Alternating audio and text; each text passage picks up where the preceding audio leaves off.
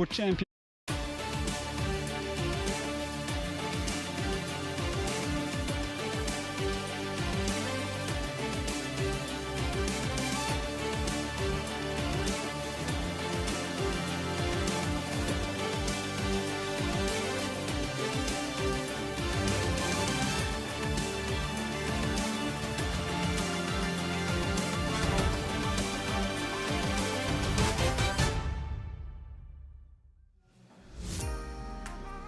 Welcome to the French Riviera for the sixth leg of the season as we prepare for the Longines Global Champions Tour Grand Prix of Ramatuelle, Tropez. Beautiful sunshine, turquoise water, superstar riders as well, as we look forward to hosting the championship leader Gilles Thomas in today's Grand Prix. Simon de Lestre, of course, is involved in the LGCT Grand Prix as well as the second place rider on the championship. And to go one step further, the defending LGCT champion and the man who won here 12 months ago, Max Kuhner, joins us in the studio to give us a wonderful start to the Prix studio here this afternoon as we get ready for today's LGCT Grand Prix. Max Kuhner, welcome to the show. Welcome to Ramatuelle Saint-Tropez. You enjoy yourself thus far? Yes, it's always a great place for us to be here. It's a little bit a mix of holiday and show business. You've had a little bit of time to make it a holiday? Yeah, I got a little sunburn. But now now it's time to stay focused for the Grand Prix. You are the perfect man to ask this question. What is needed to be successful here? What is needed to win here? Because almost every rider we talk to tells us how difficult it is to win in a ring like this. You've done that before. Tell me what is needed to be successful here. Okay, it's quite a small ring where we don't have any time between the fences to cover a mistake. Horses have to react quick to the rider. You have really to be once with a horse to get all the quick decisions between the fences, which come so quick, just done. And yeah, be focused on the next fence again. We've talked many times to you about the wonderful privilege you have in your stable at the moment, the spoiled for choices that you have. Talk to us about the decision to have EIC Up to Jacques Blue come through for today. Yes, EIC Up to Jacques Blue was the one who won here last year. It wasn't. Does that make the decision easier, or does that have no influence because it's 12 months later? Yeah, it's okay. It's 12 months later. It's another time. But in general, he likes this place here. And some horses, also it's clear that the horses also like shows, or they don't like shows so much. And the better we know them, and if we have the chance to choose for the horses, of course we try to go with them to the places that they like. Has the season felt any different as a defending LGCT champion? Did you plan 2025 any differently? Does it look any different knowing that you have a championship belt that is belonging to Max Kuhner that you don't want to see go to another rider at the end of the season? Yeah. Okay, we have our plan for the whole year. Actually, I started a bit slow this year again, not being in Doha and not being present at all of the shows, but I wanted to change that now a little bit and now go, with more tendency. Does that mean that the summer coming up is really busy? Because now we have a lot of shows that come really quickly. We have Paris in a couple of days, Monaco, London, Valkenswaard, etc. Having had a slower start, are you now identifying this next block of shows as a target? What are you really focusing on? Yes, absolutely. Yeah, it's these shows now and the upcoming shows where, I'm looking to gain some points for.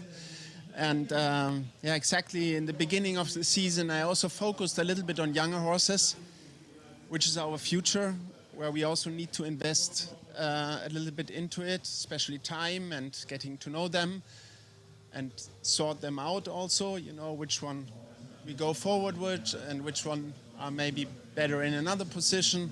That's such a difficult balance, Max. How do you get that right? Because we see you come to the LGCT Grand Prix. We want you to win. We expect you to win as a defending champion. You have won here before. You know you can do it again. But maybe you need to bring some fresh horses to get more experience. How do you balance that when you make your plans? Yeah, that's a very good question. Actually, that's one of the most asked questions we also have between us professionals. And for sure, there's not one right answer to give to you. We're always trying, and then we see at the moment, actually, I feel that my top horses are not in their top form yet. There are some horses coming up who recently did very good. One of them is EIC Julius Caesar, who jumped many clear rounds in Grand Prix recently. Also EIC Dalloubet is coming up, which is nice. There are also some more young ones I can put some hope in. Yeah, but especially with the older ones who had a little bit of rest now, which is also important for them, but I don't have them in the top form. But actually here on Friday in the team class, I had a good feeling on up to Jaco, and so now we go for. What you are telling us is that Max Kuhne is going to be a threat for a few seasons to come now because of these incredible young horses that are now hopefully coming up to reach the level of the experienced ones. That's what you're telling us, right?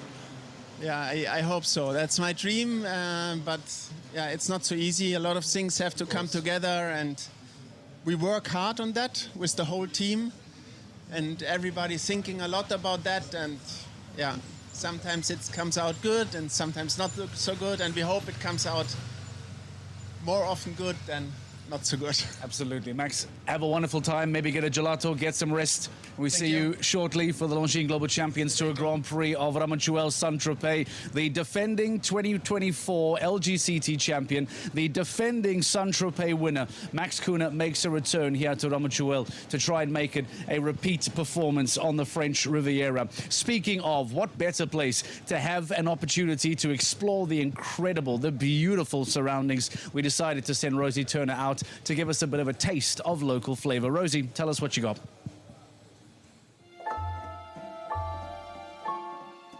This weekend, our show is on the shores of Ramatuelle, just a stone's throw away from Pampelon Beach. But considering I'm in the French Riviera, I thought it best to come down to Saint-Tropez to explore as well.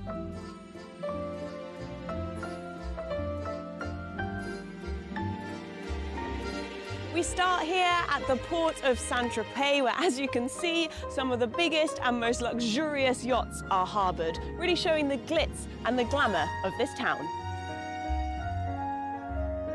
Saint-Tropez was once a small fishing village, but over the years it's grown into the more popular town that we know today.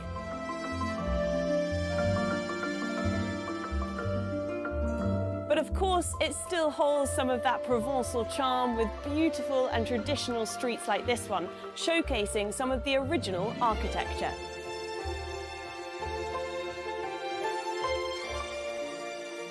And lastly, we come to some of the most luxury and expensive designer brands that there are. Saint-Tropez is full of luxury yachts, upscale restaurants, some of the best nightlife, those charming and traditional streets as well. This is what makes Saint-Tropez.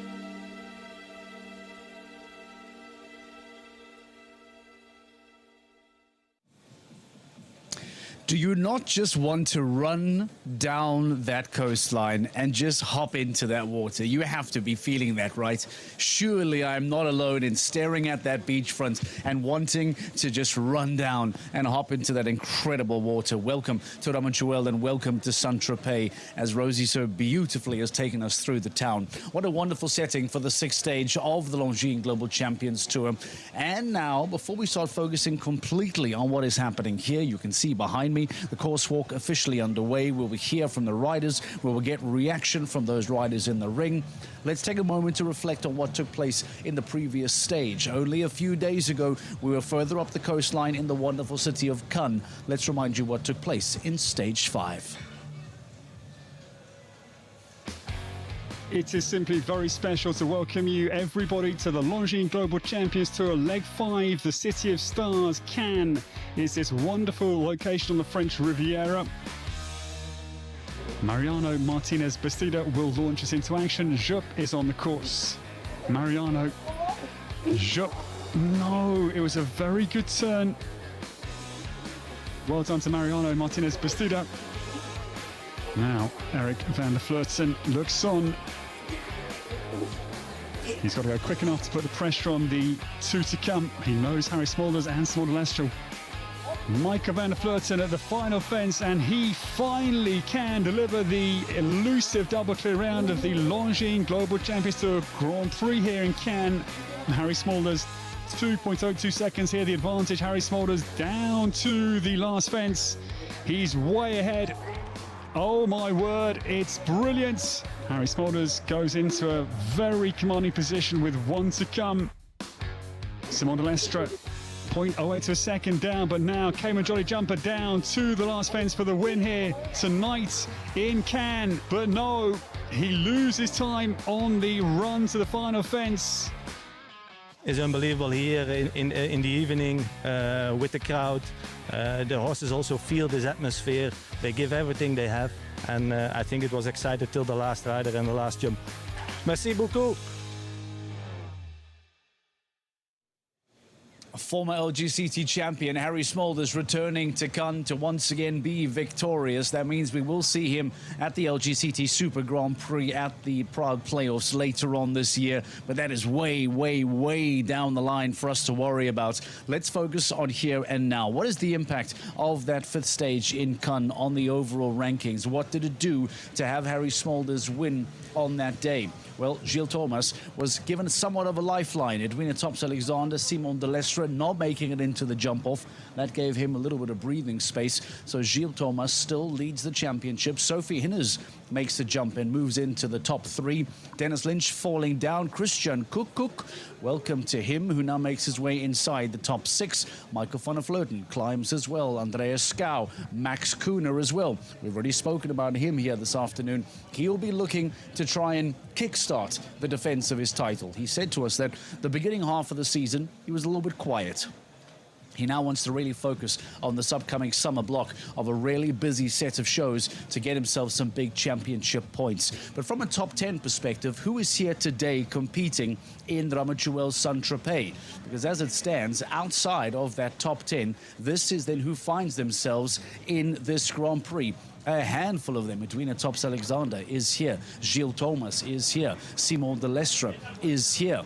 Kukuk, Schouw, and as we said, Max Kuhner. All of those riders inside the top 10 are competing for victory here this afternoon on the sixth stage of the 2025 season. Interesting that Gilles Thomas is still the man to catch. If you take a look at the amount of experience that is on that table, the amount of horsepower that is on that table, the fact that the 27-year-old from Belgium, who had been identified many years ago already as a serious threat, is now starting to live up to the hype and really jump beyond his potential. Gilles Thomas, the current leader in the LGCT Championship, we took a moment to sit down with the 27-year-old.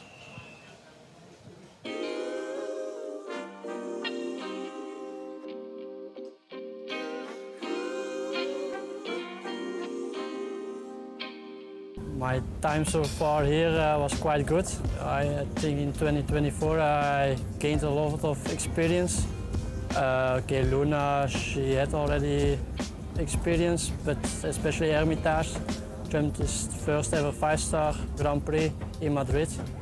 And then yeah, I was straight on the podium, and then at the end of the season we were second in the Super Grand Prix. So yeah, I think both me and the horses gained a lot of experience in 2024, and so far it helped the season in 25.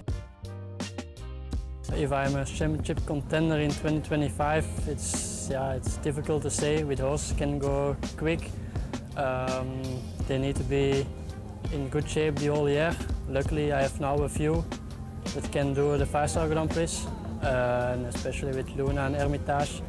They have experience now, but I have a few upcoming 9-year-olds as well. So yeah, it will depend on a lot of things.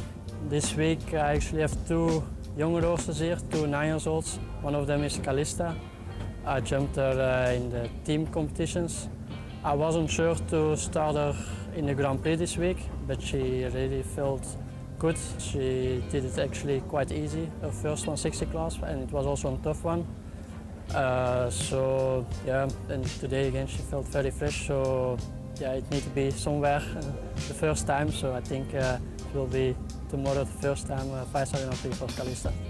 My biggest challenge with Calista, actually this week, I think okay, I'm indeed leader at the moment, but I just take it, yeah, I don't gonna put too much pressure on Calista. She's only 9, she will jump her tomorrow her first 5-star Grand Prix. So I give her a bit of time to let her grow in this big sport. But yeah, deep inside me, you always want to do best. It's crazy to see the potential of just a 9-year-old Calista, who was successful, by the way, in the Global Champions League, the team's competition earlier on this week, and now returns and has been chosen by Gilles Thomas to jump today's LGCT Grand Prix. Such a bright talent for the future, Gilles Thomas, and the stable that he continues to improve and continues to produce. On the start list as well, you'll notice the name of Anna Kelnerova. She makes a welcome return back to the LGCT stage after a great performance in the qualifier. Kelnerova now comes back into today's LGCT Grand Prix. We thought it has to be done. Let's catch up with Anna Kelnerova. Anna, it's your first Longines Global Champions Tour for a while, and you're straight into the LGCT Grand Prix. How pleased are you with that?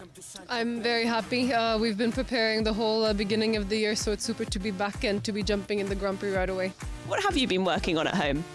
I have a couple new horses, a few young ones, so I've been trying to develop them. Harry was coming back this year, so he also needed to take some time to get back on the level. So just a lot of working at home and working at the shows. You jump Hurricane tomorrow. Did you get a good feeling from Hurricane yesterday in the qualifying? Yes, I did. There was one line where I unfortunately had 2 mistakes, but I have to say the rest, he jumped incredible. He's been really trying to help me at this show, so I hope the Grand Prix is going to go good also. Well, it was his first show this time last year, and first 5-star Grand Prix as well. Do you notice a massive difference in horses over, say, just a year? I have to say yes, especially in his case, because he was for a very long time with his previous rider, and it took us a while to get not so much of a connection but understanding for each other, because he had his way of going and I had a little bit my way. So to find a middle ground took us a little bit longer, even though he's absolutely great and tries to do the job always. Round 2 in the Global Champions League yesterday. We know that's also qualifying as well. It was a tough round and a tough course. Looking at that, how tough do you think the LGCT Grand Prix is going to be tomorrow?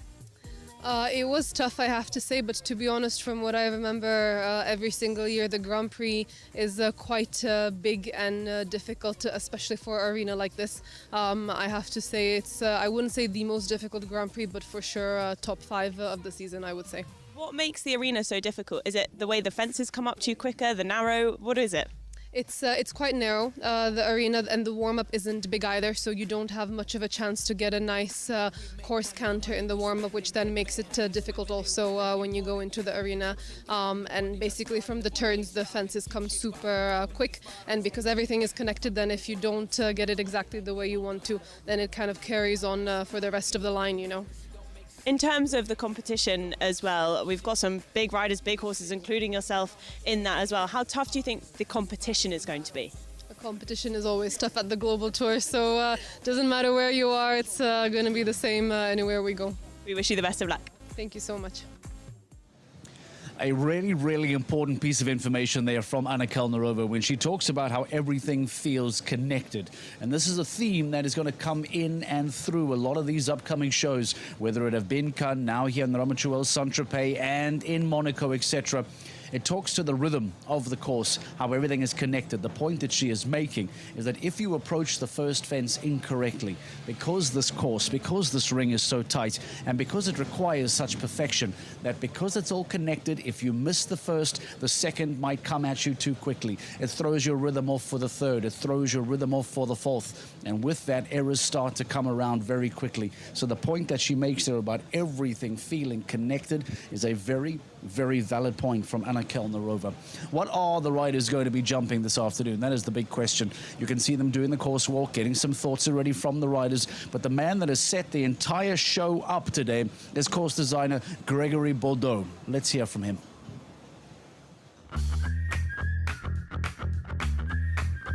For tomorrow, I have a lot of requirements to build the Grand Prix, especially to have it always interesting for the sport, also according to the rules, to have a lot of different criteria, like the plank and top, the wall, the skinny poles, the Liverpool, the triple bar, and so on. Okay, I like to use all kind of jumps to prepare the Grand Prix.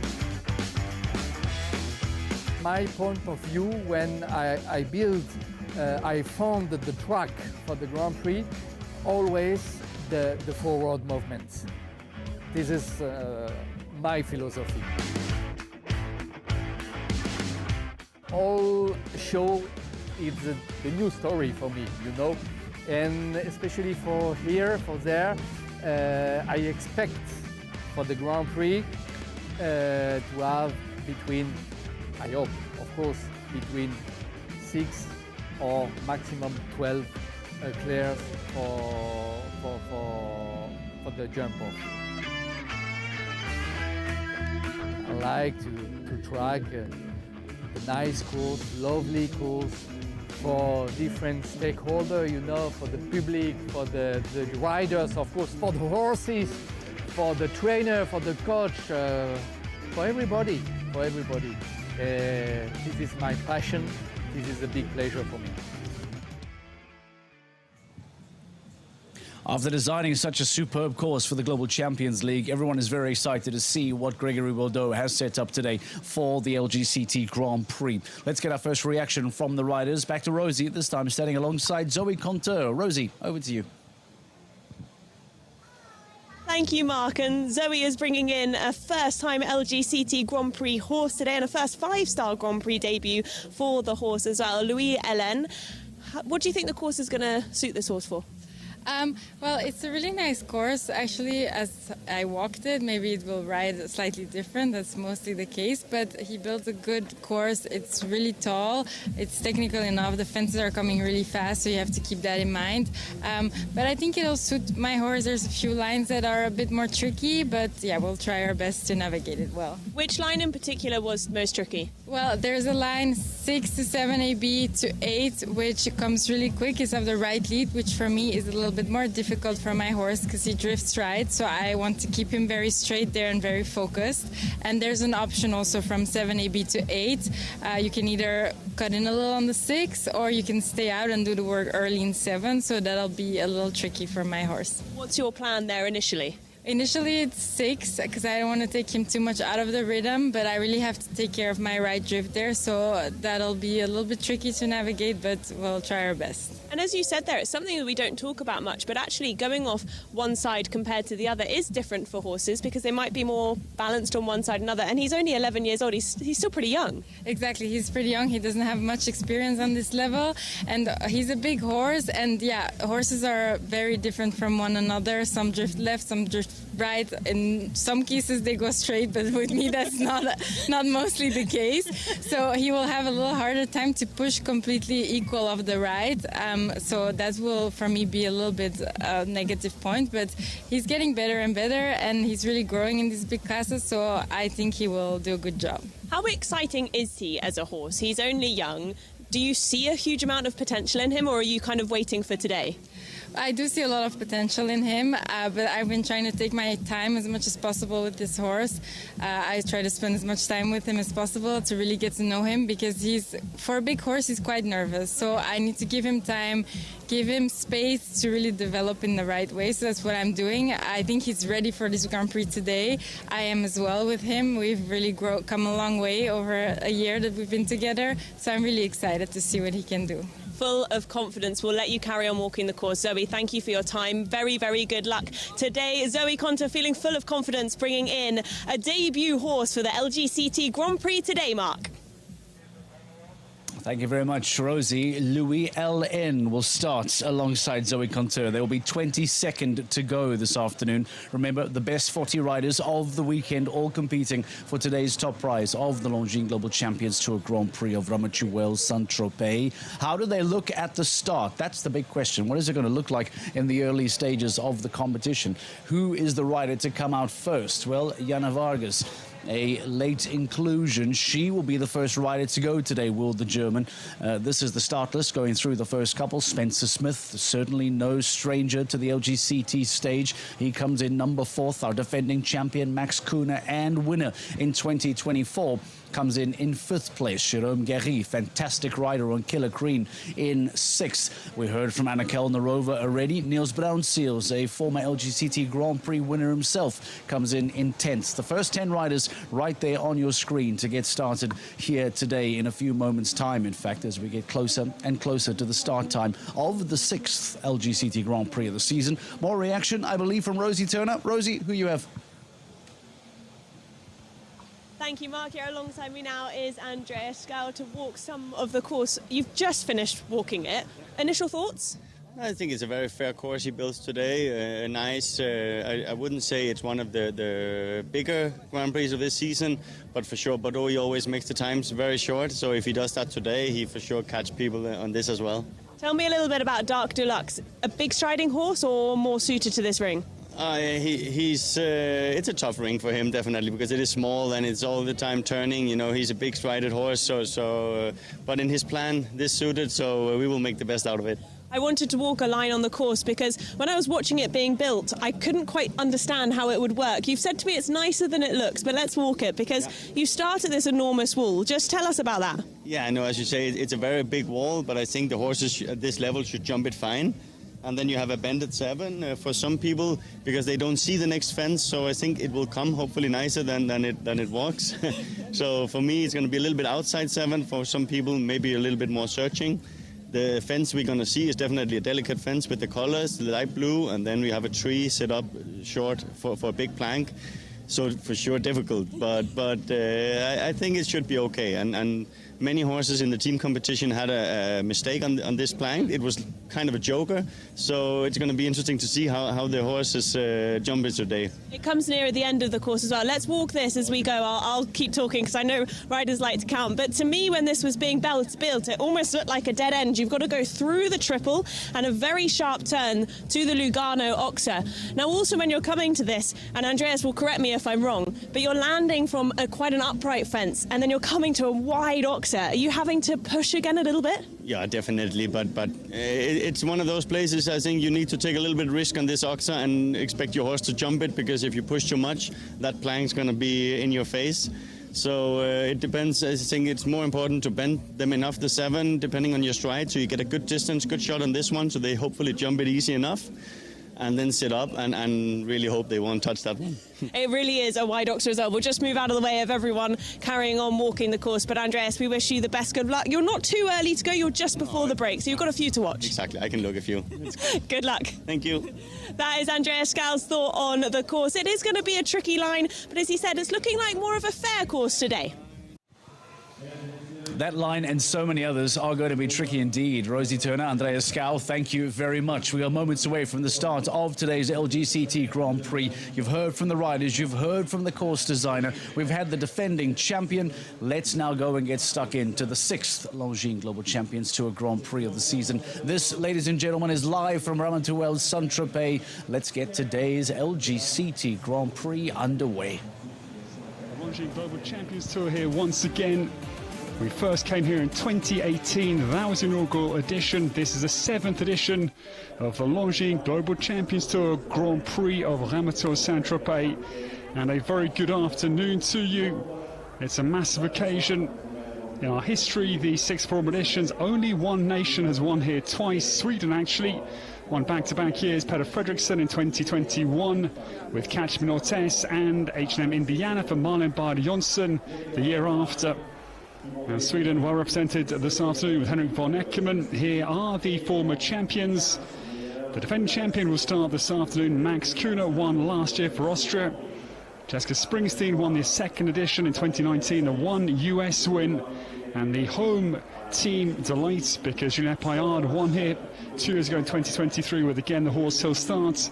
This afternoon the great Donatello Dorge, one of the French competitors. Christian Alman, he's of course been a multiple winner, 8 wins for him on the Longines Global Champions Tour in terms of the Grand Prix. And our crowd have had a wonderful few days here on the French coastline. It's a warm afternoon, but we are all fascinated to see how this 7th edition unfolds here on the Côte d'Azur. Jules Thomas, he leads the way after the first 5 legs. He was second in Shanghai in the Longines Global Champions Tour Grand Prix. And Simon de Lestre was second last week in Cannes behind Harry Smulders and Monaco. Sophie Hinners has been very consistent this year. She lies in 3rd place. Points awarded at every leg, and will declare a season champion. That will be after Riyadh, leg 15, later in November in the Kingdom of Saudi Arabia.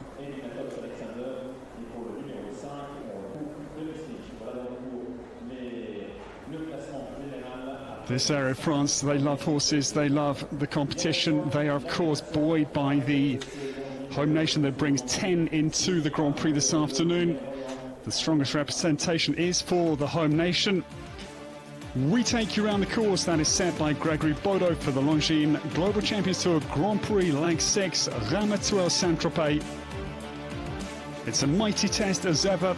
He's been building big courses all week, and we wait to see what his final act has in store for us. 1m60 is the max height that Gregory can use. Fence 1, the GCOX, 150, tall by 140. Straight into a rollback turn, it's a very tall 158. Tall vertical. Leon of Porsches is the second. It's very tall and airy in feeling. They then run down. It's a long run down to the face of the in-gates. Lies fence 3, the Seahorses Oxa, 152 tall, 155 is its width. This triple combination, the Longines triple for A, B and C, comes very early. 152, 160 entering. It's then an 8-meter distance into the middle part. Max height verticals both for B and C at 160 apiece. So quite a holding one stride into this big vertical. And then they'll exit 8 meters and 40, so a slightly more forward distance. Again, it's maximum height at 1m60, the Longines vertical at 4C. Down then to the Lamborghini Oxa, 153 by 150 is fence 5. This is a very big Oxa on the far side. At 6, that it's important to get this right because the double comes on 4 strides. 153, the height, and 160 its width. It is very imposing right on the flank of our VIPs. 4 strides down to this double combination.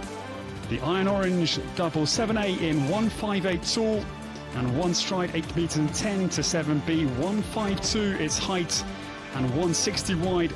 The second combination is certainly demanding.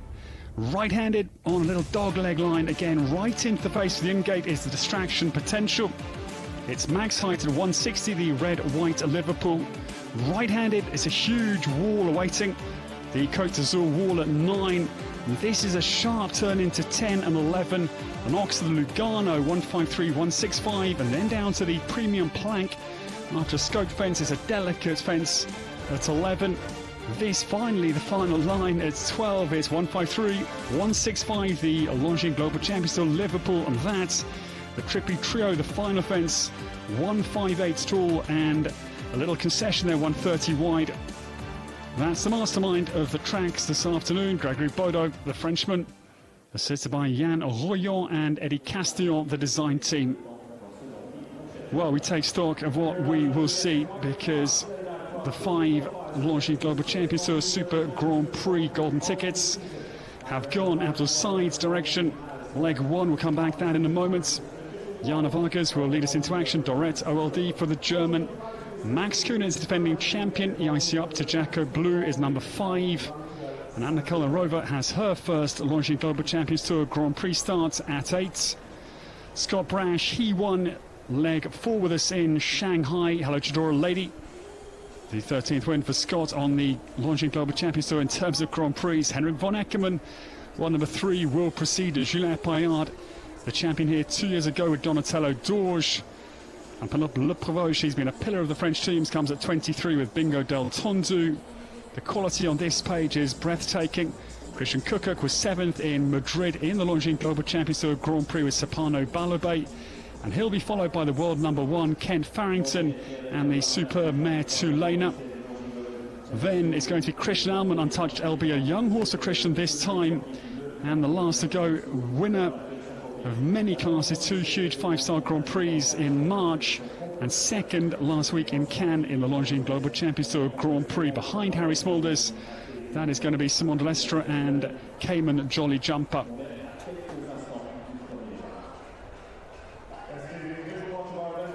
Well, the scene, and as I say, the prize purse, €308,600 is the prize purse. And going back to our golden ticket winners, leg 2 in Mexico City went to Ramatuelle Camilli and Chaco's Girls Star. Leg 3 in Shanghai went to Scott Brash. Hello, Chadora Lady. The Longines Global Champions Tour Grand Prix in Madrid. Her first Longines Global Champions Tour Grand Prix win. Yoli Mitaleneo and L'artista Toxandra. And last week, quite brilliant. He's won on the Longines Global Champions Tour Grand Prix before, but never with Monaco. Harry Smulders won the 5th Longines Global Champions Tour Super Grand Prix golden tickets last week. Out to our east, actually, Cannes, for our base here in Ramatuelle, Saint-Tropez.